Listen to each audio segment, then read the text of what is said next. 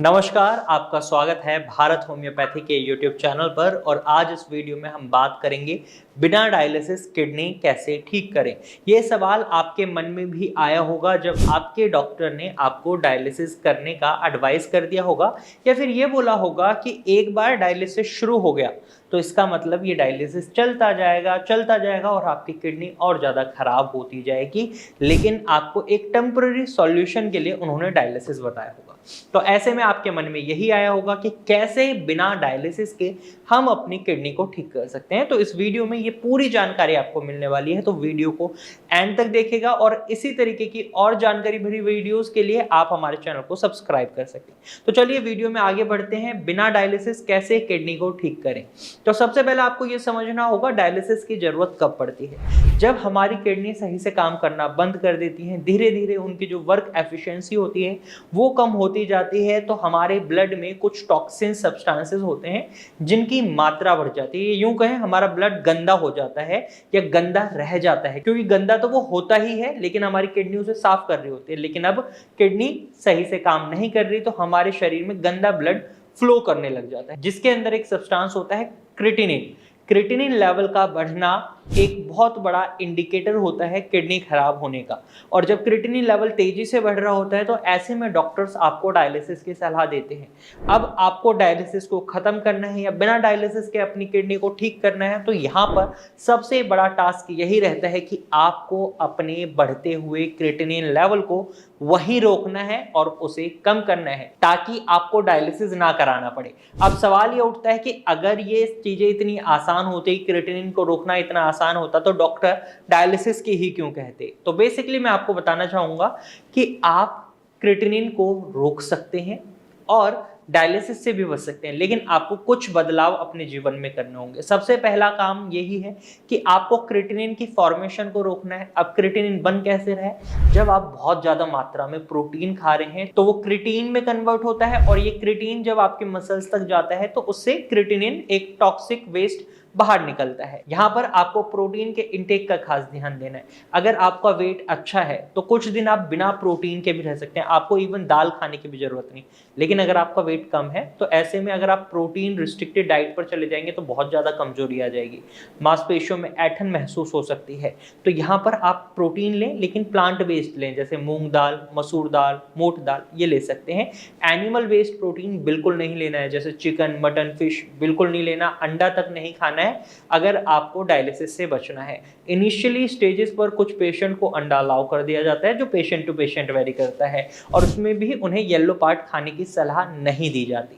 अब आगे बात करते हैं और क्या करना है। तो इस तरीके से आप क्रिएटिनिन की फॉर्मेशन को तो रोक सकते हैं, लेकिन क्या जो शरीर में क्रिएटिनिन है उसे बाहर निकाल सकते हैं? नहीं। उसके लिए आपको पर्याप्त मात्रा में पानी पीना है। पर्याप्त मात्रा में पानी से मतलब ये है कि जितना पानी आपके डॉक्टर ने अलाउ करा है। अगर आपके डॉक्टर 1.5 लीटर पानी पीने की सलाह दे रहे हैं तो 1.5 लीटर पानी पिए। अगर आपके डॉक्टर ने 2 लीटर पानी पीने के लिए कहा है तो 2 लीटर पिए। अगर आप एक हेल्दी पर्सन है, ये क्रिएटिनिन अभी बढ़ना ही शुरू हुआ है, तो कोशिश करें 3 से 4 लीटर पानी पिए। रीजन है, जितना पानी आप पिएंगे उतना यूरिन फॉर्म होगा, और यूरिन फॉर्म होगा तो जो टॉक्सिन्स हैं वो शरीर के बाहर जाएंगे, क्रिएटिनिन की मात्रा में भी कमी आएगी। अगर यूरिन फॉर्म नहीं हो रहा है तो ऐसे में ज्यादा पानी नहीं पीना है, क्योंकि इससे शरीर में सूजन बन सकते हैं। इस बात का खास ख्याल रखना है।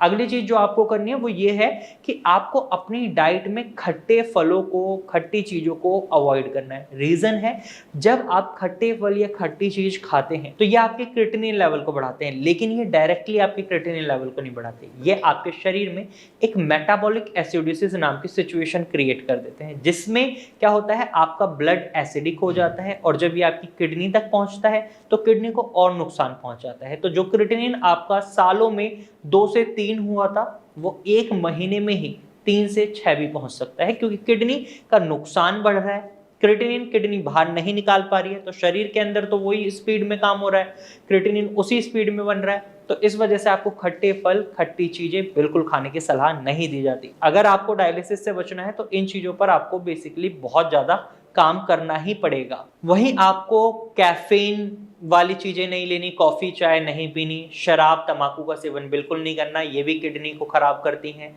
और आपका जीएफआर इंप्रूव करने नहीं देती।